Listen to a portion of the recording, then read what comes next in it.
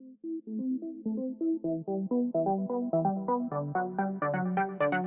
like to ask, like, what are the work or strategies that, or for all three of you, these developer take on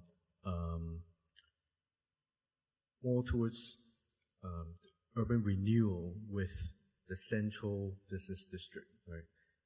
Tim, you talked about the core and with Taikoo Place and all that kind of in the outside the central business district. So are there any ideas or plans or strategies that you think could apply to revitalize, not so much in the Hong Kong context, but maybe, you know, a lot of European or American cities where the business district are deteriorating, they're moving away from the city center. How do you create through buildings or urban spaces to revitalize or regenerate these kind of deteriorating city centers?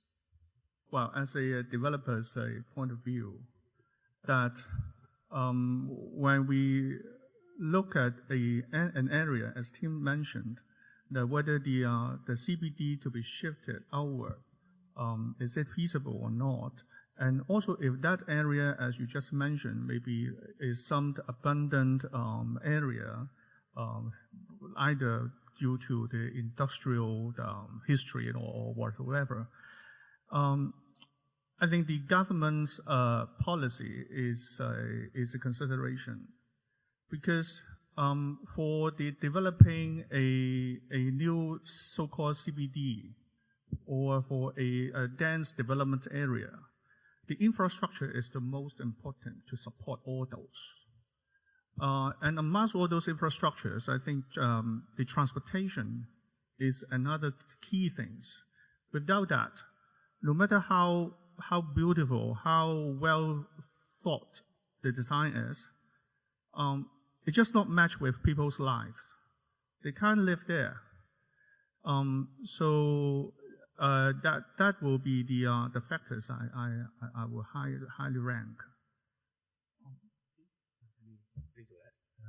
Yeah, I can only really talk sort of, I think, from the Hong Kong context, you know. But if you apply that to European cities, for example, I don't think it necessarily varies. I mean, I referred to in the presentation the sort of placemaking agenda or placekeeping agenda, which, you know, we've been trying to contribute to in Hong Kong, for example.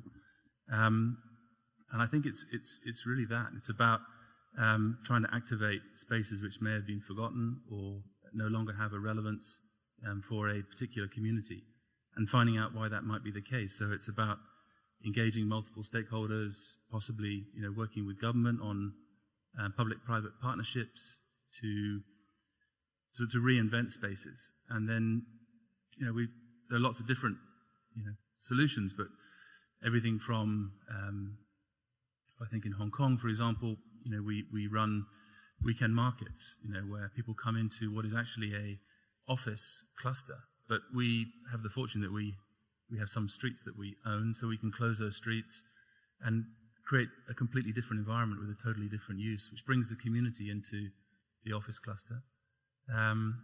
Artistry, we have an art walk, which is public art, which brings people into the community. We run, we bring music into public spaces, into the gardens, linear parks and squares, at certain times where there isn't, you know, other activities going on. So it's about reprogramming those spaces and trying to improve them so that they're barrier-free, for example, for elderly or for children or for disabled.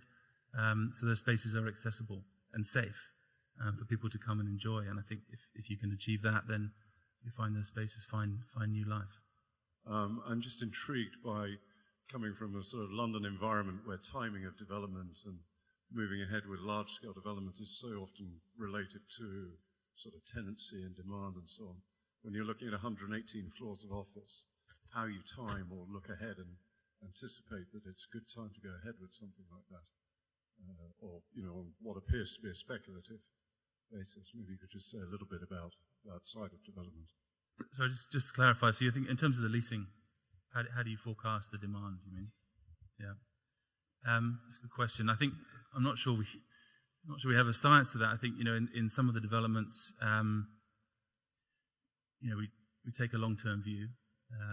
And so if you take Taikoo Place as an example, we've had ownership and we've been developing that site through its various different phases since, 1880s. And originally the use was as a dockyard, bottling plants, industrial, activities. It moved into a different phase, probably in the 60s and 70s, where there were mainly industrial buildings.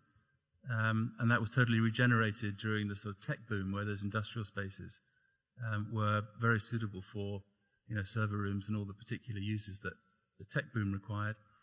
As those buildings become obsolete and changes, you kind of move with the time. So we've tried to stay abreast of the demand, and tried to ensure that the amenities and other spaces are sufficiently attractive that as the change in use of the buildings occurs, that the area is attractive enough for the corresponding tenants.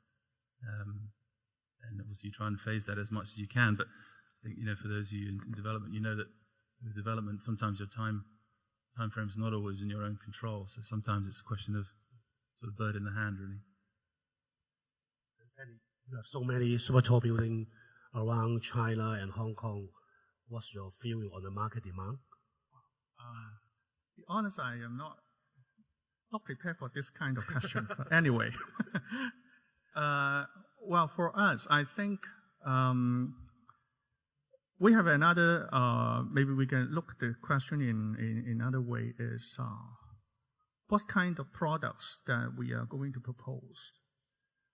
Sometimes in some cities of China, of course, the supplies is already a lot.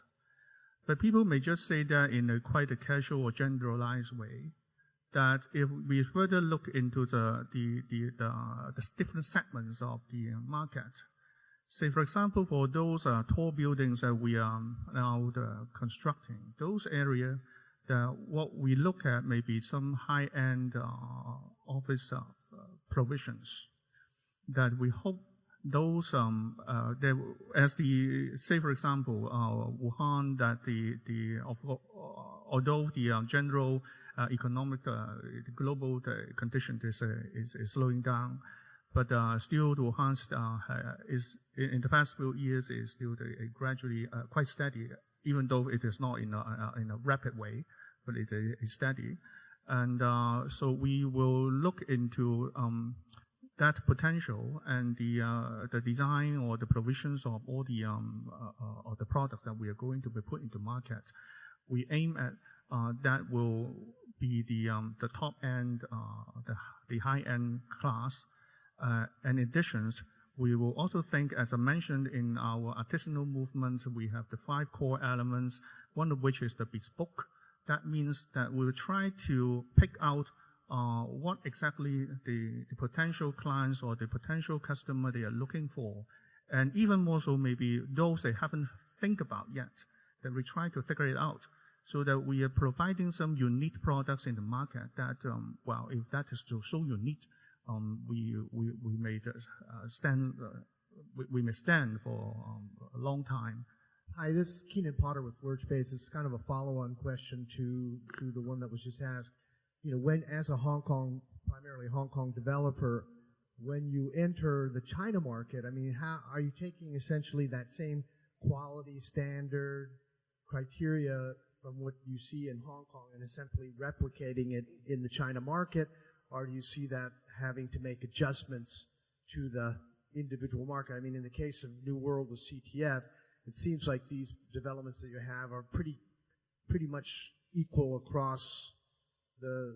So I'm just curious, within the design of the building, are you actually tailoring it to the China market, or do you keep that same standard as you would in Hong Kong? Clearly, rents are not the same, but. To use the Hong Kong standard in the China market, I think it's rather to say that we are targeting what kind of potential client or potential customer. If the one that we are aiming at is the international companies or more international clients, then maybe Hong Kong is a good reference because what we have provided here is already up to that standard. But if the one that we are aiming at is, say, maybe the more local market, like, say, the residential market, then definitely we have to look into what is accepted by the local market, especially in China. The territory is large. Southern side and northern side, the people will accept the market differently. So I don't think it's just a simply replication of the Hong Kong standard to China market will work. I don't think we don't really take a fundamentally different approach in terms of the principles of development. I mean, we haven't done any residential developments in China, so there's obviously some specific issues which residential developments would need to consider. In terms of our office developments, they're broadly the same principles. Broadly we're looking at similar tenants, and in terms of the spec design of our buildings, there would be no fundamental difference. Generally in China, our strategy has been around sort of retail-led, mass transit node-based developments, again, sort of comprehensive developments, and mixed use. And they really, in terms of retail-led, they really fall into two categories, and they're to take into account the specifics of the site or the city in which they're located. So, for example, if you take the Hong Kong model, if you look at our development in Guangzhou, it's quite similar to, it's basically a sort of 21st century version of Pacific Place. So what lessons we learned, what do we apply to Guangzhou? Shanghai, probably similar in terms of the Dazhongli development. And we call those sort of the Taikoo Hui, they come under the Taikoo Hui brand, which is sort of large malls and then office towers, try and curate the open space. We have another model which is, again, more specific to China, which is the Taikoo Li brand. So in Beijing, we have the Stanley Taikoo Li, which is a lane-driven concept, which is more, I guess, akin to the Hutong type experience, where people can shop and at grade. And that's very specific to the site.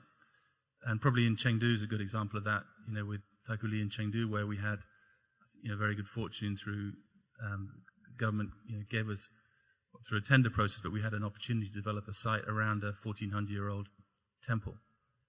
So if you see the Chengdu site there, traditional Sichuanese architecture, but with a sort of modern twist. So we try to take into account the particular characteristics of each site.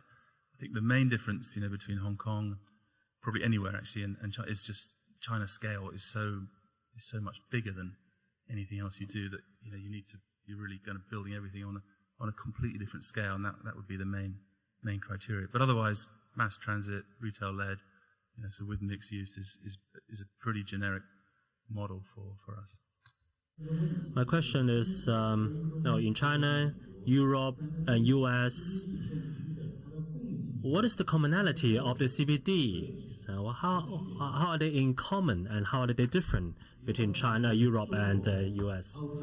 You mean China, US, and Europe, how CBD is different or the same? I mean the commonalities and differences. You mean the purpose? You mean the features? No, I mean, what do they have in common? How are they different in these three different geographies? In the past, China is simply replicating the European or the American CBD model.